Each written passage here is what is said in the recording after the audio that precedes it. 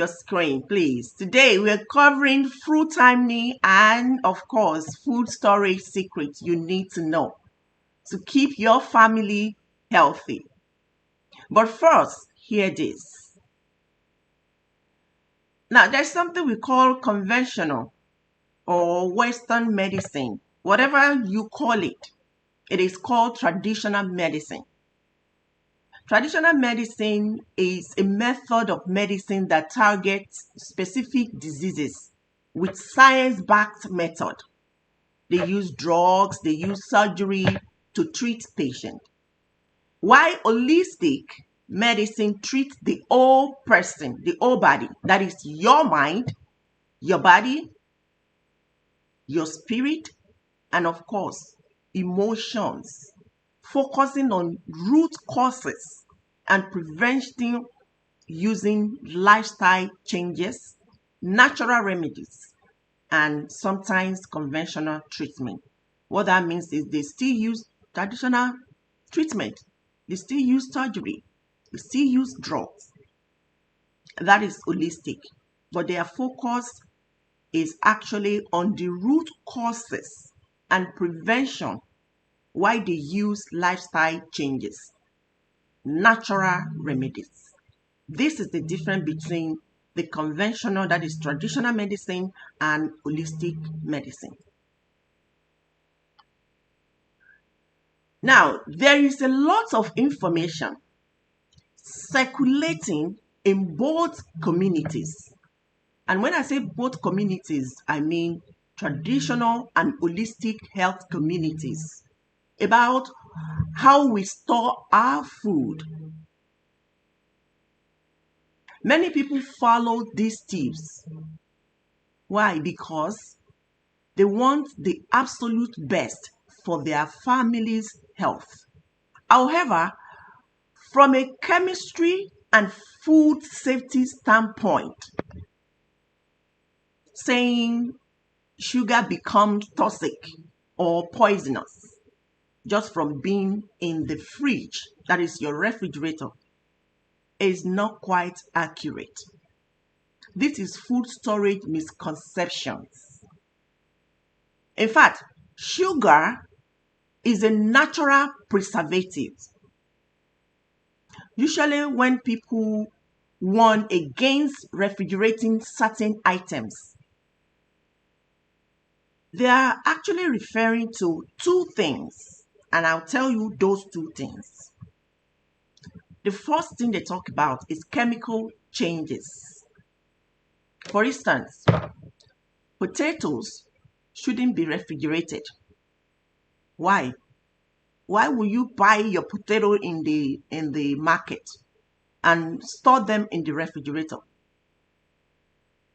Because the starch turns to sugar, which can create acrylamide, toxins, lunjebe. It can create toxins when fried at high heat. What that means, when you remove it from the refrigerator, after storing it in the refrigerator, it has turned to sugar already. And when you want to fry it, for instance, you put it in the high heat, whether you use oil or you use air fry, it's already turned to sugar. And you don't want too much of sugar in your body. Why? Because of diabetes. You don't want your sugar level to go up. Basically, you don't want to do that. You don't want to put your potato in the refrigerator. That is, they're telling you that chemical changes right there. Another reason why they said you should not put it is they refer to energy, that is vitality.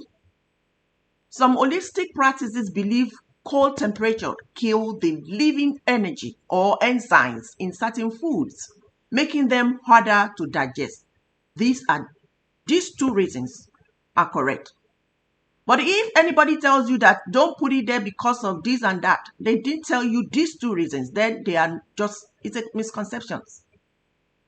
Now, when food grow mold, that thing that comes out of the food that has already spoiled, it's called mold. When food grow that particular, mold, That is not bacteria. Mold is not bacteria, because mold is not a bacterium. Why? Because as a matter of fact, mold and bacteria are two completely different types of organisms. They are two different types of organisms. Of course, it's a very common mix-up because they both love the same things. They love moisture and food. Both of them love moisture and food. But biologically, they are different.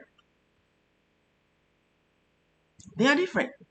And most bacteria strive in temperature between 40 degrees Fahrenheit, 4 degrees Celsius, and 140 degrees Fahrenheit and 60 degrees Celsius. This is known as a danger zone for food safety.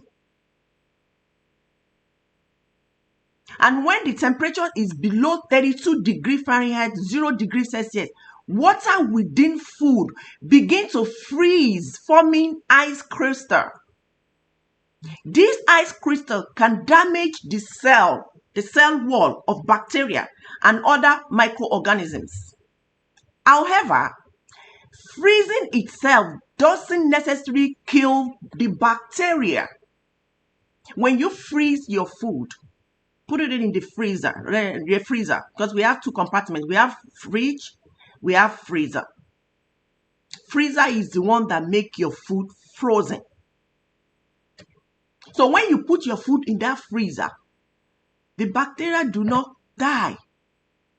Don't think when you put it there, all the bacteria die. No. It suspends the activity of that bacteria. Whatever the bacteria want to do to your food, it just suspends it when it's frozen, when the food is frozen. This means the well bacteria stop growing and multiplying and freezing temperatures. They can still remain alive in a dormant stage. And once the food is thawed and the temperature rises, the bacteria can wake up and continue to multiply if the food is not handled properly. What that means is when you get the food from the freezer, you defrozen it. Now, you need to heat the food or put it in a temperature that will have heat, because bacteria don't live in a very humid and hot temperature. So what I'm trying to explain here is simple as bacteria become dormant but alive in a temperature below 0 degrees Fahrenheit, while they grow and multiply in a temperature between 40 degrees Fahrenheit and 140 degrees Fahrenheit. Now, bacteria begin to die off in a temperature above 140 to 165 degrees Fahrenheit. So that is why you cook your meal. You know, when you cook your meal, it's boiling. That means you yourself cannot put your hands in that particular water. If you cannot touch that water, it means anything that goes in there, either live or dead, cannot survive in that hot water. Same thing when you are frying. The temperature is between 145 to 160 degrees Fahrenheit. That's what kills the bacteria, not in the refrigerator. Freezer only preserves your food from not getting spoiled. That's what happened there. Now, I just walk you through this breakdown so you can truly understand the pros and cons of refrigeration. Now, once we have this foundation, it becomes much clearer why certain foods are actually better off staying on the countertop than being kept in the cold. So I walked you through that. I want you to have, deep understanding of what I'm about to tell you today. Okay? Now, welcome back to Healthy Living with Bofa channel, and thank you so much for joining us today. We usually come online both on TikTok and YouTube channel every Saturday 12 p.m. Central Time and 1 p.m. Eastern Time, and of course 7 p.m. West African Time to educate on wellness. If today is your first time, please hit that button, the follow button, to follow us, to join our community. This is a wellness community, healthy living community. People that are alive, this is the community for them. So that you can also benefit from this health information we share every time on this platform. And if you are a returning friends and family, please show some love by tapping your screen.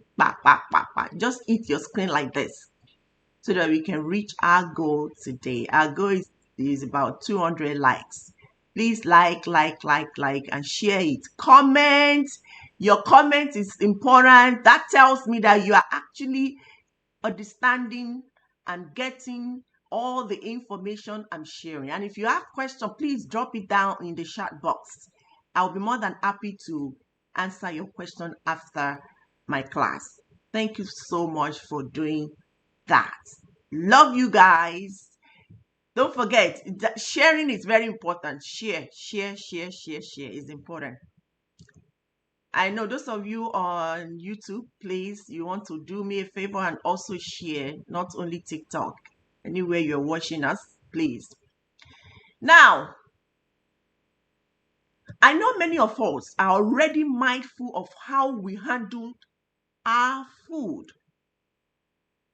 which is wonderful, amazing, absolutely great. But because our health is so closely tied to our habits and the quality of what we eat, staying informed is a lifelong journey. As we uncover new insights into food science and holistic wellness every day, every time, we can better understand not just what to eat, but when and where to store this food to keep our family, your family, my family, to keep our families thriving. So let's look at how we can honor our bodies by learning the natural rhythm of when to eat fruits and the best ways to keep our food fresh and vibrant. I'm Dr. Betty. Let's get right into it. If you are ready, I am more than ready. Let's go, guys. Now, why should we eat fruit 30 minutes before a meal? Before your main course? I'm not talking about when you are on the street eating apples. I'm not talking about that. When you sit down to have your meal, your main course, your dinner, your breakfast, your supper, your lunch, why should we? Or do you want to? Of course, many people don't know you have to eat it 30 minutes before, but I'm telling you today that it is 30 minutes before. But why? Why do we have to eat our meal, our food, 30 minutes before the main course? Before a meal. The first reason is for better satiety. Yes. The fiber and water content in fruit help you feel full, reducing the chance of overeating during your main course, your main meal. If you have your amala, ewedu, and protein right in one bowl, and you have your fruit bowl on the other side, that should be eaten 30 minutes before your main meal. Why? Because you don't, when you eat your food and at the same time pick your food to eat, it makes you get full. You won't be able to finish your main meal. And meanwhile, there are certain nutrients that must get into your body.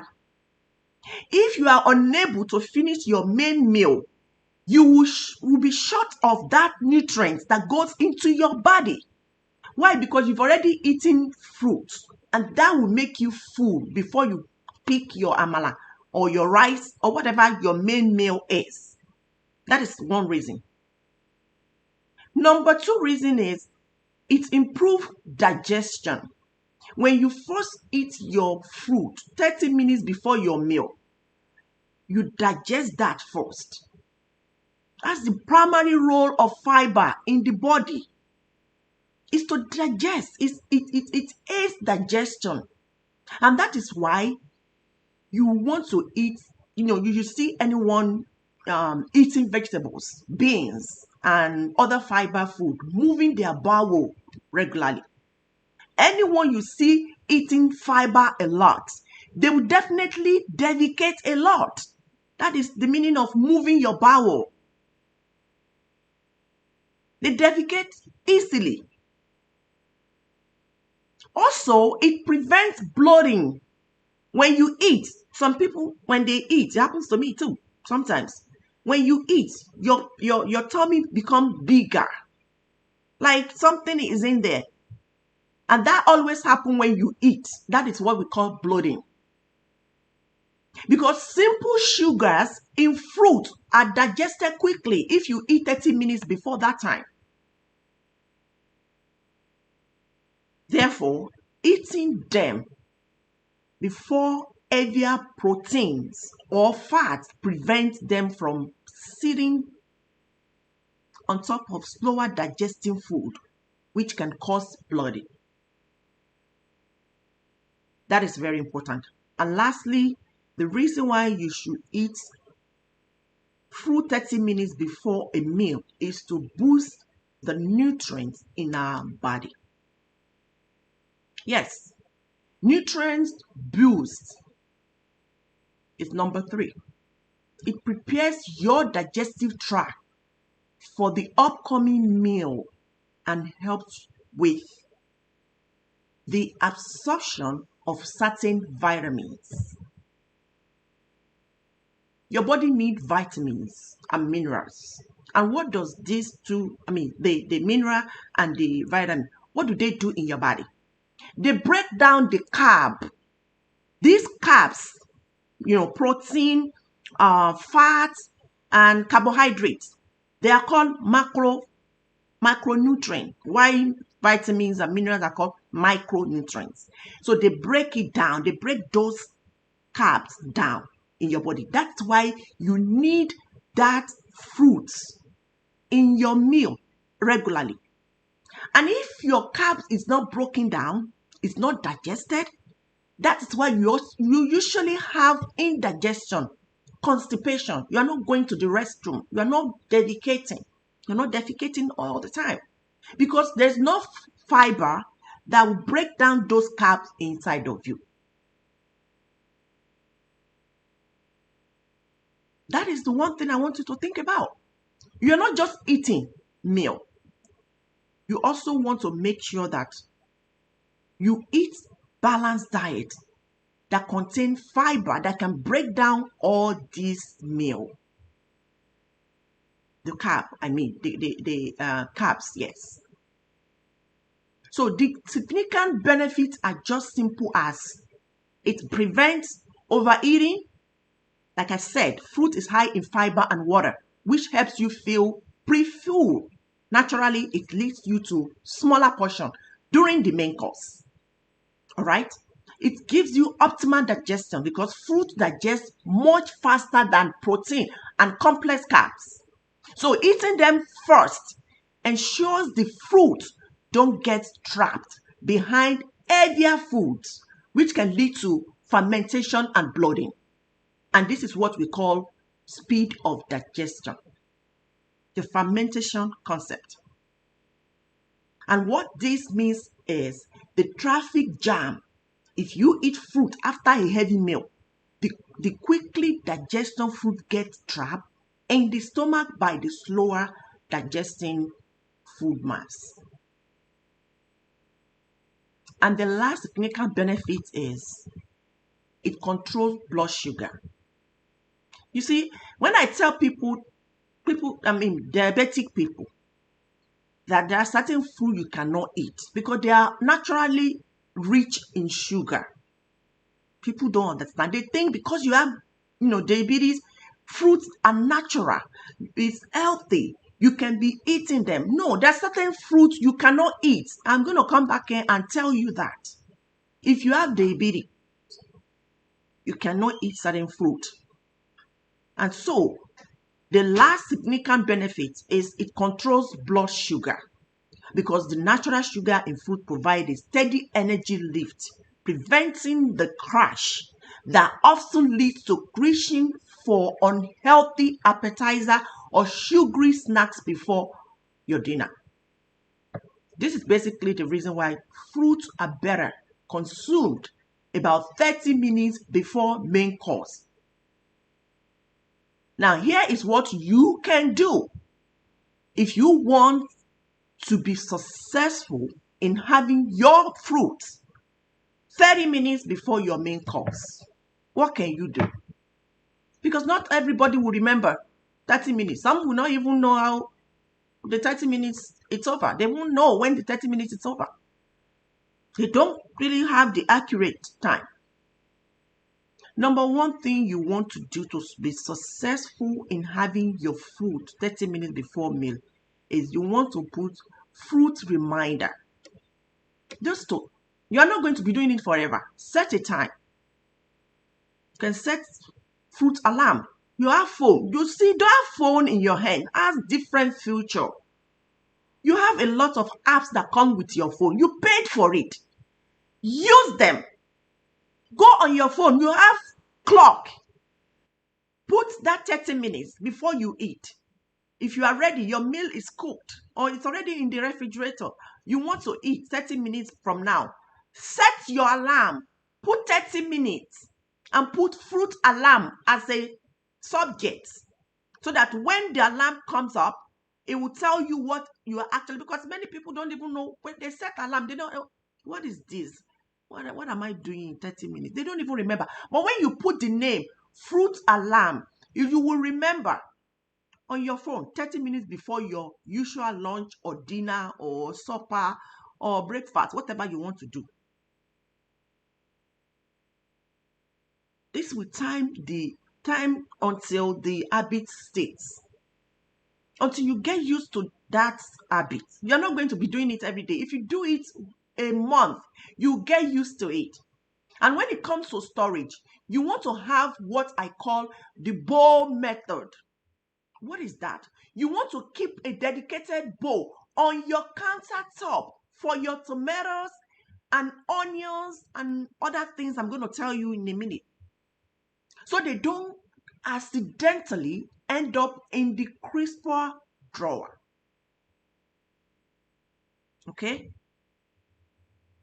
And the bowl method is a simple,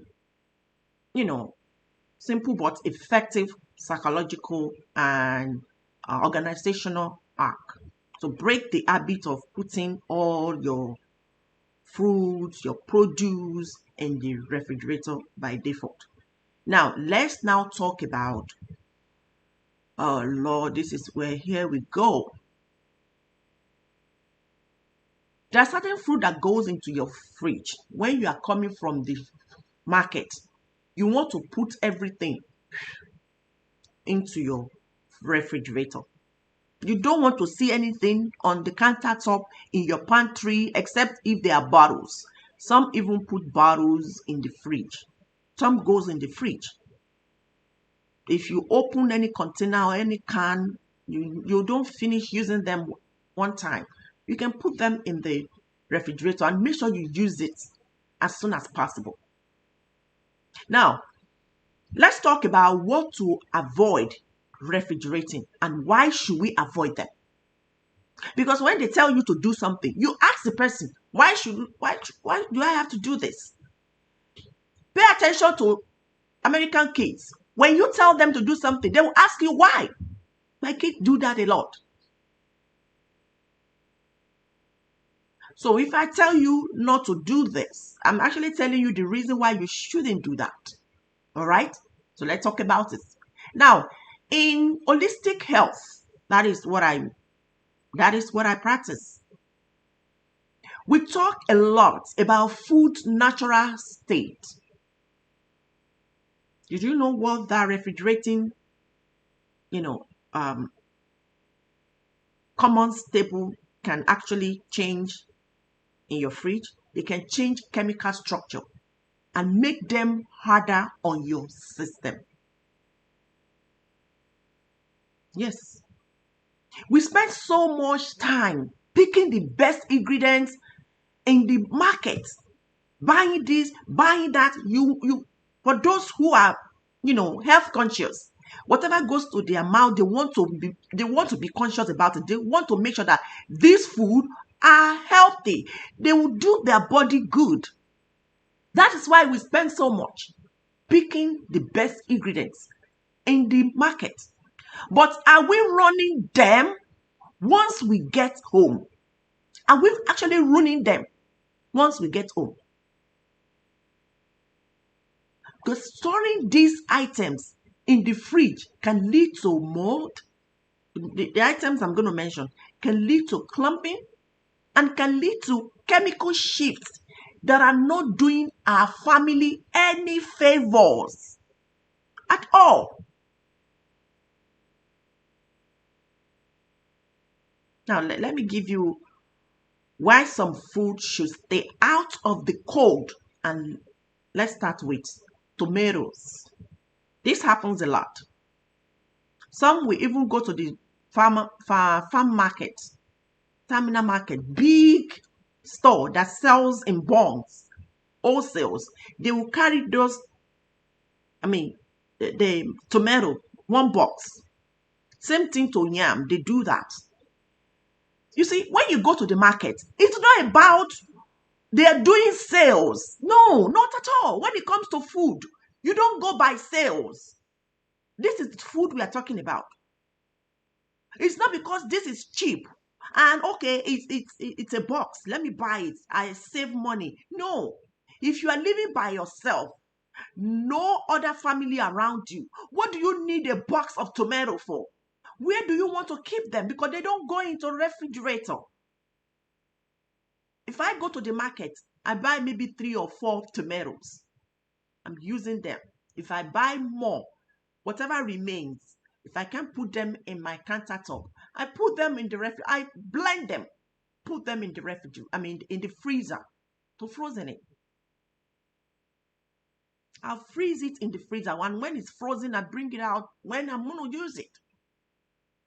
So what do you need a box of tomato for? Even if you are 1 dozen, if you are 12 in that family, you cannot blend all that box of tomato one time. Cold air breaks down their tomato cell walls, making them mealy and flavorless. This means cold air stops the ripening process and breaks down cell walls, making them soft, dry, and tasteless. If you put them in the refrigerator, that's what happens. Now, where do you store your tomato? If I tell you not to do that, where actually do you store your tomato? I know you are asking that question within yourself. I can read your mind. The best place to keep tomato depends entirely on how ripe they are and when you plan to eat them. That is why I said it's not about going to the store to pick this and pick that. If you are going to the store, many things involved. You want to make sure that what you are going to buy in the store are actually the food that will give your body what your body needs, that will protect your body, that will heal your body. That should be the first thing you should have in your head. And when you get to the store, You want to go to the aisle. I'm still going to teach on that too, because many people don't know the first place to eat when you enter the store. For food, I'm talking about. Not talking about any other thing. Produce. That's where you get your tomato. So how many people in the house? How many people am I cooking for? How many servings am I doing today? That's what depends on the entire cooking you are having and how much you buy.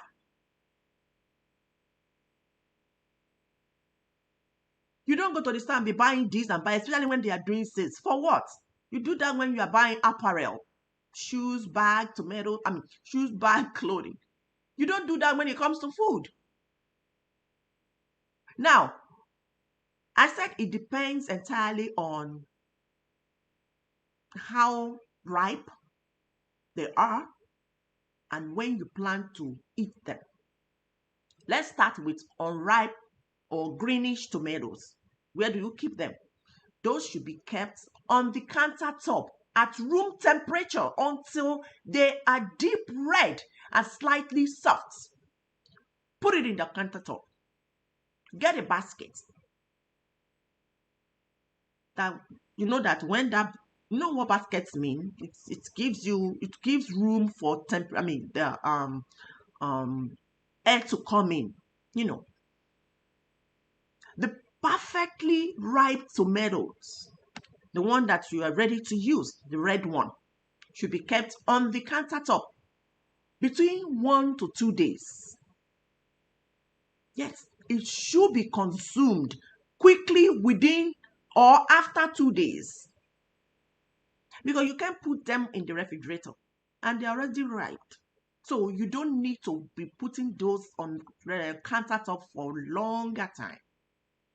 You need to get that consumed within 2 days. I'm not going to advise on too many tomatoes because you don't even need too many tomatoes. Look at numbers of the family before you buy. Now, number 2 food is potatoes. I mentioned it earlier. If I go to the market, I buy 1 or 2, 3 if I want to use. That's it. I'm not buying more than that. I'm by myself. Sometimes my kids come around. I buy based on the numbers of the family. Refrigeration turns potato starch into sugar, making them gritty and oddly sweet. And I mean, the cold converts starch into sugar, resulting in a rough, grainy texture and a sweet, unnatural taste. So you can keep potato in the refrigerator.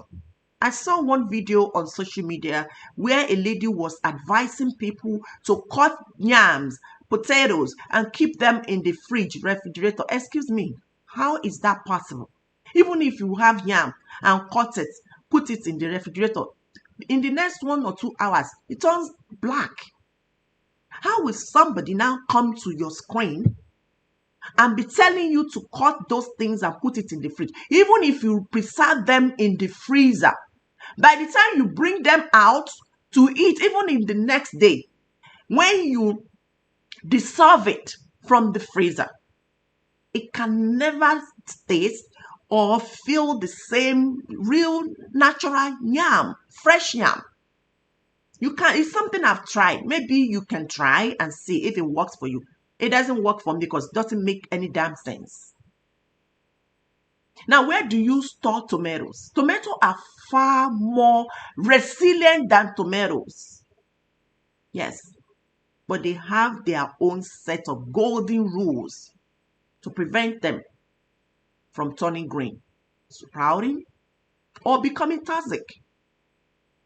Now, to keep tomato fresh for months rather than weeks, you need to follow these 3 Ds.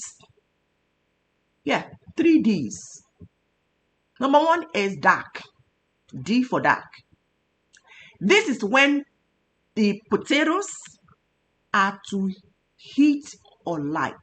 You know, when you have your potato on the countertop, for instance, and you put them where the heat or light, sunlight, have access to them.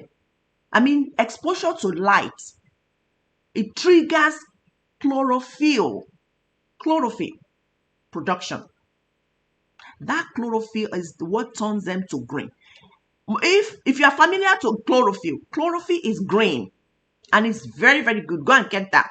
If you are kind of, person that's sick all the time, especially when it is cold time, go get chlorophyll. It comes in liquid or pill. You can be taking it before that winter comes. You will feel great. You won't get sick. That is number one. That chlorophyll is green in color. That's what gets into your potato if it's exposed to light and turn it to green. If you notice when you put your tomatoes on any, anywhere, you see it turning green. That's what happens because it's exposed to that light or heat. For instance, close to your oven where you cook and stuff like that, the heat gets into that potato and it turns green. And at the same time, it turns solanine. Solanine is a beta toxic compound. So both two things get into potato when they are exposed to light. The chlorophyll and solanine. Solanine is a toxic compound. Okay? So do not expose your potatoes to heat or light. Even a few days on a sunny counter can ruin them. It can destroy them. I mean, the potatoes. Now, second D is dry. Never, ever wash your potatoes until you are ready to cook them. When you are not ready to cook them, don't wash them. Because once they have moisture on the skin, the moisture promotes mold and fungal growth. So keep them dry. You don't wash potatoes if you are not ready to eat them. Of course, when I go to this market, buy potato, either sweet potato or the other, I eat sweet potato a lot. I wash off the skin when I'm ready to eat. And immediately I wash off the skin because I'm not peeling my potatoes. I need my skin with my potatoes. That is good for my body. Once I wash off the dirt, all this sand or whatever color that is in the body, I will now slice my potato with the skin. If you are doing mashed potato, always do it with the skin. It's good. There are some nutrients that you get from the skin as well. So don't waste your money by peeling off potato. And that's that. So keep your potato dry. Don't wash when you are not ready to eat. And the third D, which is the last, is decoupled from onions. You need to decouple your potatoes, everything you have, or your food from onions. Of course, potatoes and onion taste really good. When you cook them, they taste really good. Now, while they are often cooked together, never ever store the potatoes and onion in the same bin. What that means, before you buy them, before you cook them, separate them in a different bin. Please share this show. It's very important you share. And also need your tap. Begin to tap the screen, please. So that's what you're going to do. And you know why you want to do that? Onion release ethylene gas. We call it ethylene gas, which causes potatoes to sprout and rot much faster. If you buy potato and buy onions and put them together, the potato will rot. It will sprout and rot much faster because onions has released ethylene gas into that potato. That's why it's rotting, it's, sprouting faster than expected. So you don't put them together. Now, where do we store our potatoes? I mention it because all the 3Ds do not have, the 3Ds have not even told us where exactly to store this potato, okay? If your house is very warm and you have no cool pantries, America have pantries built with the house. I'm not sure they have it in New York because I don't see that one. But other states and some people in Nigeria is now building pantry. Pantry is where you keep your food. So if your home, your house is very warm and you have very cool pantry, I'm not saying you should not, you should go and build pantry in your house. Of course, you can. But when you are ready to consume them, buy them. And if your house has this warm and cool, let them sit at room temperature for 24 hours before cooking. And if you know that you have this, what I just mentioned, cool, put them in your pantry. And if you know you don't have that, put them in the fridge because it extends their lives. But when you are ready to consume them, you can let them out and let them sit at room temperature for 24 hours before cooking to help the sugar convert back into starch. That is if you store it in the fridge. Some people don't have pantry. You don't have countertop. There's nowhere to put them. If you are by yourself, buy what you can eat. You can put them in the refrigerator or put them somewhere. And if you put them in the refrigerator, make sure that when you bring it out to eat it, you have to wait for 24 hours before cooking it. This will help you bring the sugar back into starch. Because when you put it there, it's already converted to sugar. So when you bring it out, wait for 24 hours to convert back to starch. Now, number 3 food is onions. Onions. This is a powerful food. It's an antioxidant, antifungal, antibacterial. Onions. However, keeping them in a place that will make this particular food to give you the benefits of what you need from it, it's important. Because humidity in the fridge causes them to get soft and moldy. Make them moldy quickly. What that means is the moisture in a fridge turns them soft and moldy. And onion needs dry, circulating air environment. Now, where do you keep your onion? The old bulb of onions. I should have sample. I can't rush to go and get it. We have 3 different type of onions: yellow, red, and white. Right? The old bulb that should be stored in the pantry or cool cabinet. If you have cabinet that has drawer, throw them in that drawer.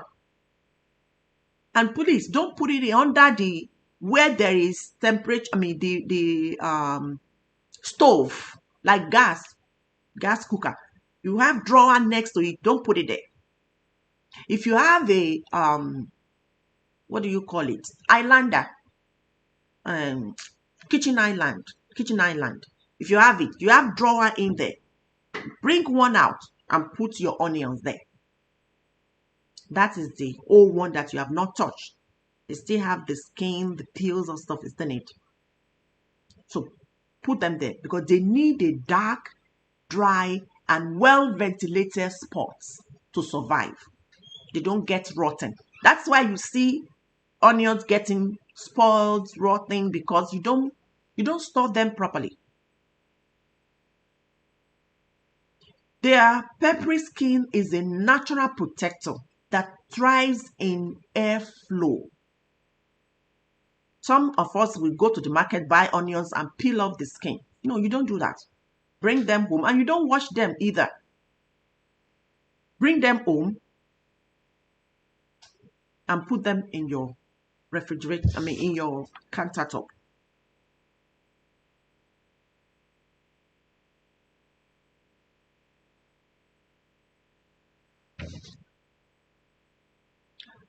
Now, you can refrigerate sweet onions. If you don't know sweet onion, Google it. These have higher sugar and water content, making them spoil faster. So you need to put them in the refrigerator. That is the sweet onion. Now, you want to wrap them in a paper towel to absorb moisture.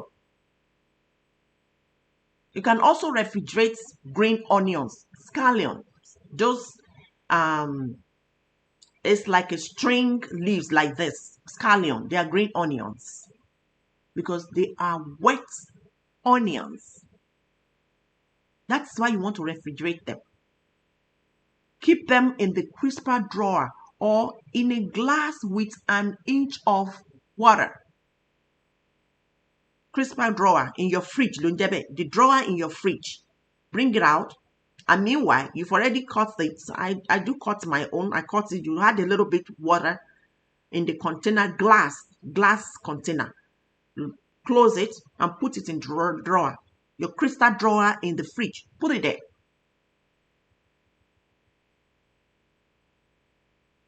Yes. And if you cut and peel your onions, I'm talking about the bulb now. If you cut and peel your onions, or you buy it from the store like that, because there's some onions that is already cut.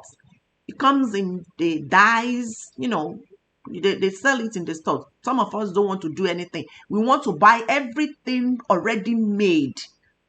That's fine.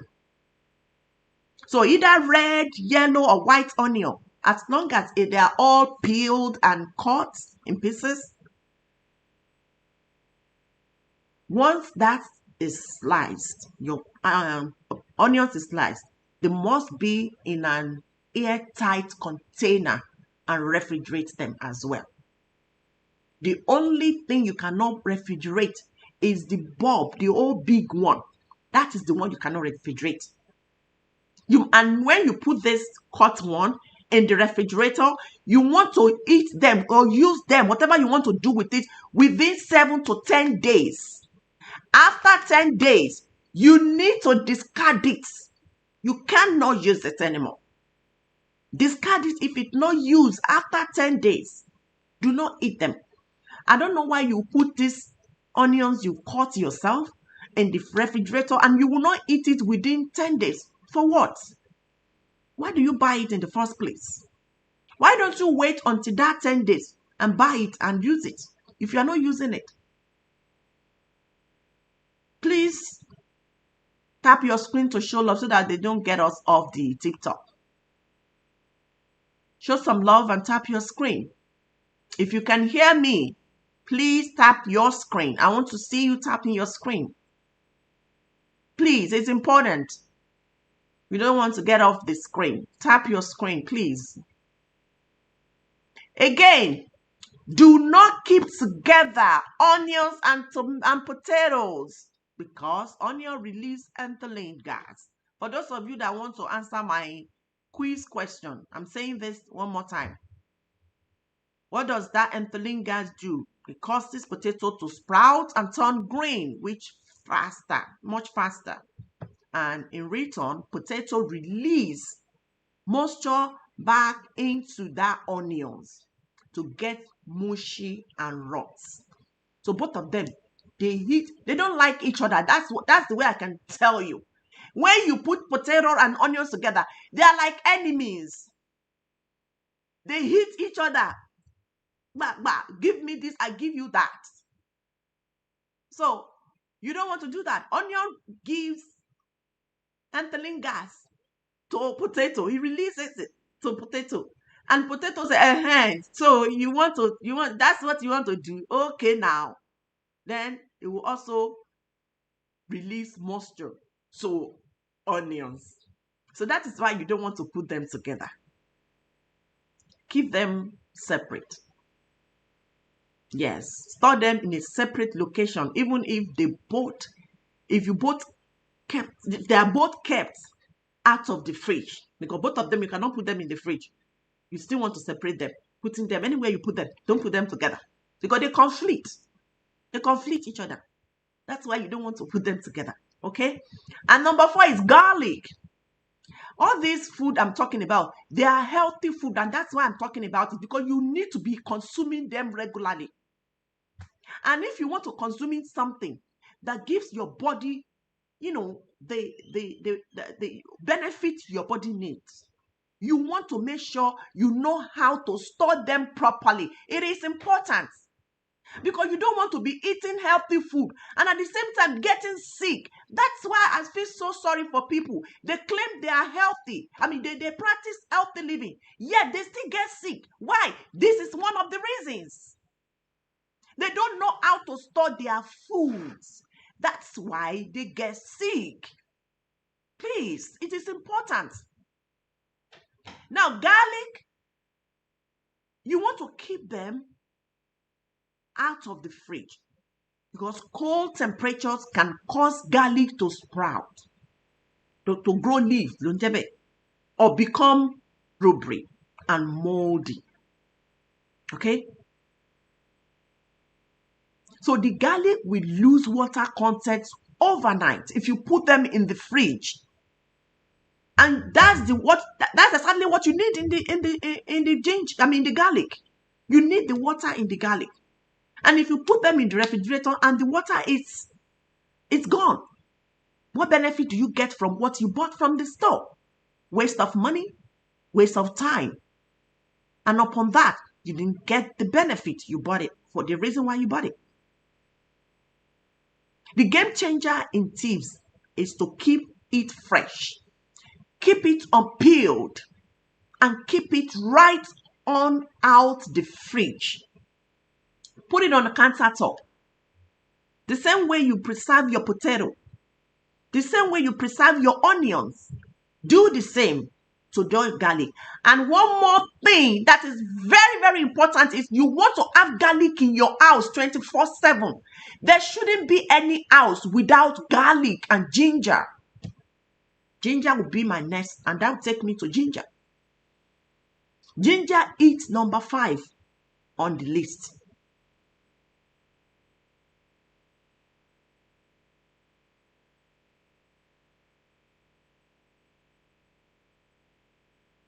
Yes. Cold temperatures make that ginger mold up fast. Same thing happens to garlic, happens to ginger. So keep it in a cool, dry place that will not dry up the water in that. Dry place instead of that fridge, and watch your body thank you later. Because you need all these components. They are very powerful. They are antioxidant, antifungal, antibacterial. You need them. They fight off these radicals in your body called cancer, diabetes, high blood pressure, osteoporosis, whatever it is. Eat them regularly. If you can't eat garlic, I don't like garlic. I can't even eat it raw. But when I'm making, now I begin to put it in some things that I eat. But eating it raw, I can't do it. I can't even stand the smell. And ginger, that's my favorite. Anything I cook, I put ginger. And I add the fresh one. I don't the powder. It depends on what I'm cooking anyway. And I always use ginger in my concoction.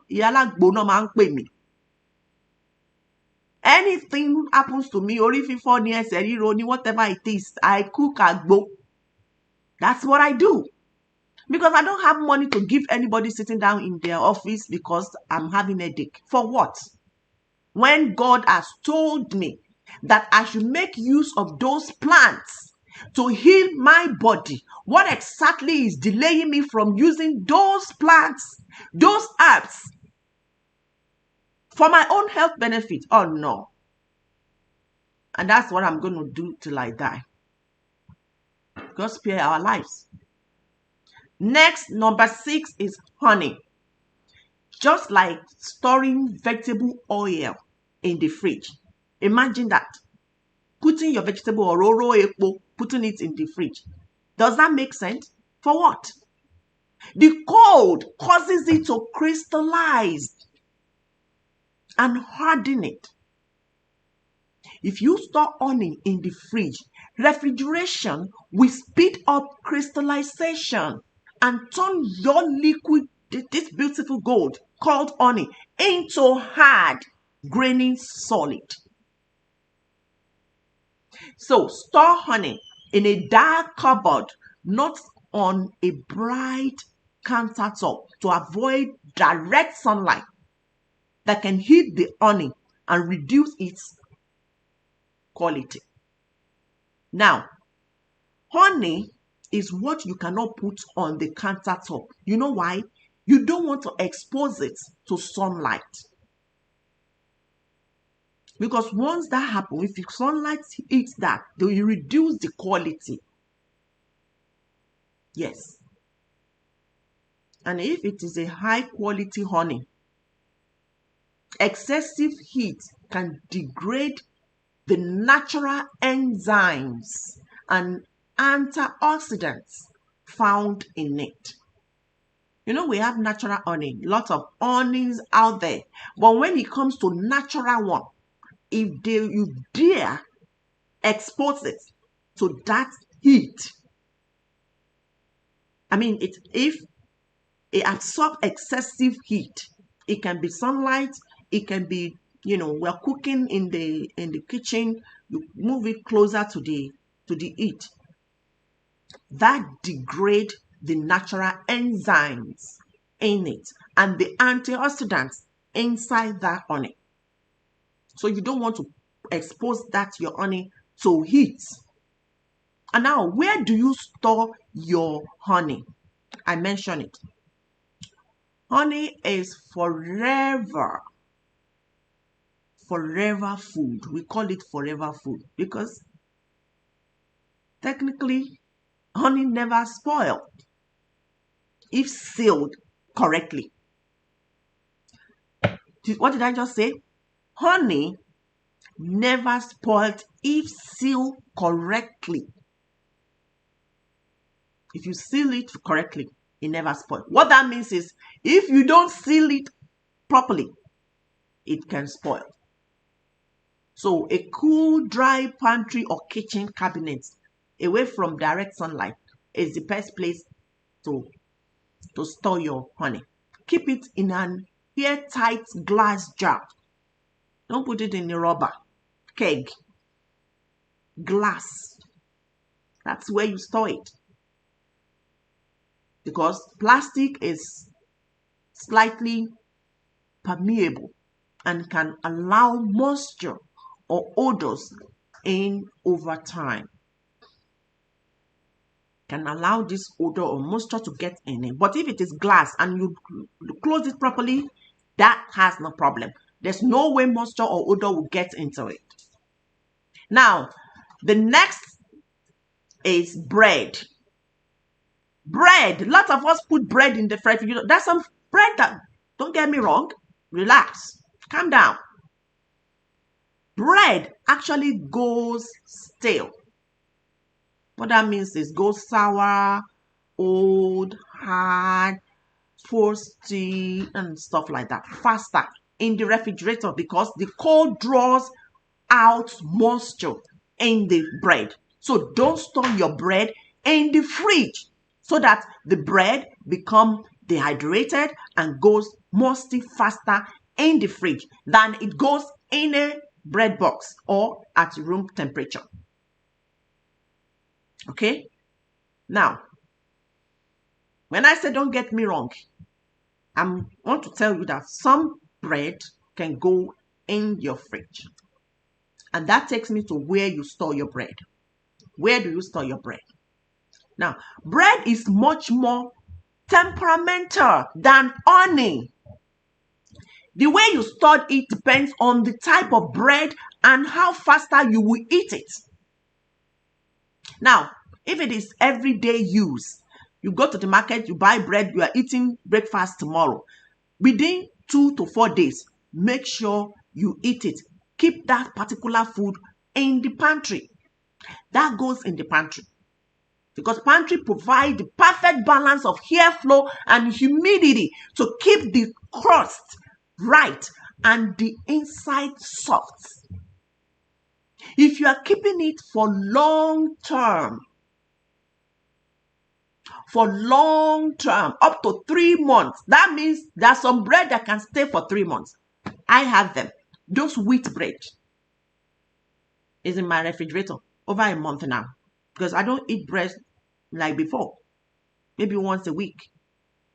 So if you are keeping it for longer term, the best way to preserve it is freezing it. Put it in the refrigerator, even if it is white bread. Freezer stops the staining process completely. It doesn't make it loose, soft, But make sure it is sliced before freezing the bread, so you can toast it individually, pieces. If you want to store your bread in the refrigerator, the bread you don't want to eat, you buy it now, you put it in the freezer. In the freezer. Put it in the freezer. Before you do that, make sure you slice that bread. So by the time you bring it out from the freezer, you'll be able to toast it individually. If you don't slice it, by the time you bring it out from the freezer, just take it and throw it in the garbage, in the bin. Because there's no way you want to slice it while it's frozen. And when you wait until it defrosts, then you won't get what you want. So never refrigerate bread if you don't slice it. And if you want to eat it between today and tomorrow, within 2 to 4 days, do not put it in the fridge or freezer. The fridge causes starch retrogradation. Well, that word, retrogradation. What does that mean? When your bread tail faster. It means that when the bread go tail, in fact, 6 times faster than the counter. All right? Number 2, if it is store-bought bread, like you buy it now, usually it comes in the plastic, of course. Keep it in that bag on the counter and eat within 4 days, like I said. Number 3, bakery crusty bread. Many of us make bread. We can make bread in our house, or we are at the bakery. We go to the bakery, we bake, we take it home. That is what we call bakery crusty bread. Keep it in a paper bag or wrap it. You know, there's some bread that doesn't go in the plastic bag. You see those long bread like that. Keep them in a paper bag or wrap them in a tea towel. You go to the market, tell them you want to buy tea towel. They will show you. Not that one. They call it tea towel. That's what you will use to wrap your bread, bakery or crusty bread. Plastic will turn a crispy the crust soft, if you can do that. If you use plastic, that's what is going to happen. It will make it soft and rubbery overnight. So you don't want to use plastic. Even if you go to the market, they put it in the plastic for you. Take it out. Wrap it with paper. Paper bag. Like a brown color like this. Wrap it. That's why you go to the store. I'm not sure about, I think it happens in Nigeria because at ShopRite, those bakery bread, when you go to bakery, to fera bread, that's what I'm talking about. Wrap it in a bag to preserve it. Okay? Now, bread, you put it in a countertop for short term or freezer for long term. If you are eating it within 4 days, put it in the counter. If you are not eating it after 4 days, whatever, even if it's going to take 1 year, wallow the month, bread 1 year, that is your own choice. Put it in the freezer. And finally, refrigerated rice. Refrigerated rice. We do this a lot. I'm also guilty, especially when I make jollof rice. Refrigerated rice is a thick and time bomb, darling. Yeah. We don't want to finish it. Especially when we have party. We keep some. Oh, Lord. Have you eaten jollof rice that you don't want it to finish? You want to keep it. Like, I'm taking it to work. For days. No, you can't do that. Of course, we do that a lot, though. Like I said, I'm also guilty. Okay? You see, resistant starch might be good for your blood sugar, but rice catches mold faster than anything in your kitchen if you absolutely got to refrigerate it. Yes, it catches this mold faster. Don't keep it longer than 24 hours. And I'm 100, in fact, I'm 200 sure, 200% sure that no one will have jollof rice, especially the tasty one, and want to eat it within 24 hours. When I make jollof rice, my son will be calling me in school, Mommy, bring jollof rice to me. Let it be lost in school. Show possible. You know, when you make sweet food, you want to keep them. But how do we keep them? Like this jollof rice now, you can put them in the freezer if you know you want to have it next day or 2 days. But don't make it too long. Don't keep it in the freezer too long. Put it in the freezer if it is going to be over 24 hours. And bring it out, defreeze it and then eat it. But if you cook rice now, it is for you alone. We eat it within 24 hours. I like some people, they don't want to waste money. If they cook, they want to make sure that the leftover, they never let anything waste. Even if they cannot finish, they will cover it and put it in the fridge and eat it for lunch.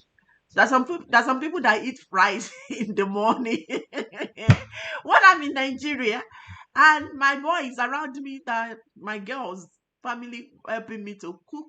First of all, you cannot cook for me. When you are cooking in the kitchen, you will see me cooking with you. Because I barely satisfy with people cooking my meal. That is why I heavy people. I'm not heavy you anyway. I don't know how some housewife can allow house girl. I don't think I can have house girl to make my husband or my kids food, because what goes into my mouth must go to my children's or my husband's mouth, because I'm trying to be safe here. Health comes first. So if I'm cooking my meal, I cook based on the numbers of people in the house and we finish it. But there are some people, if we are eating and they couldn't finish it, they put it in the fridge and they eat it after. That is within 24 hours. It's okay. And that is why we have to make sure that whatever we cook, we have measurement. And when we want to eat, we control our plates. Everything is in moderation. If we can adopt this system, trust me, you will save money, you will live well and longer than expected. But we waste a lot of money by buying this, buying that, the food we don't need, we begin to trash, we begin to discard, we begin to garbage them because they get spoiled, they get rotten, we can't eat them anymore. Even though there are some people, they still manage to eat the rotten food, the food that has contaminated. Oh my goodness. That is another thing. And you wonder why they get sick. They have food poisoning. This is the reason why. So please and please, do all this I mentioned, and this is your take home, your takeaway. In summary, storing fruits at inappropriate temperature can accelerate rubbiness. And that is temperature effects right there. It will cause the fruit cells wall to break down and lead to a less firm texture. It will also cause the fruit to produce ethylene gas. This is dangerous to our body, which can hasten ripening and rubbiness in nearby fruits. In other words, the essential reason, which is fundamental to me, is to prevent the quick digesting fruit from getting stuck behind the slower digesting components of a main meal, like protein, fat, and starches, which could lead to digestive distress and the formation of toxins. So the 30 minutes nutrients window allows the fruit to be processed on an empty stomach, maximizing nutrient absorption and preventing the creation of AMA. That is thereby promoting digestive harmony. Please, and lastly, this fruit refrigeration can cause prolonged storage, which can lead to a room temperature as freshness diminishes.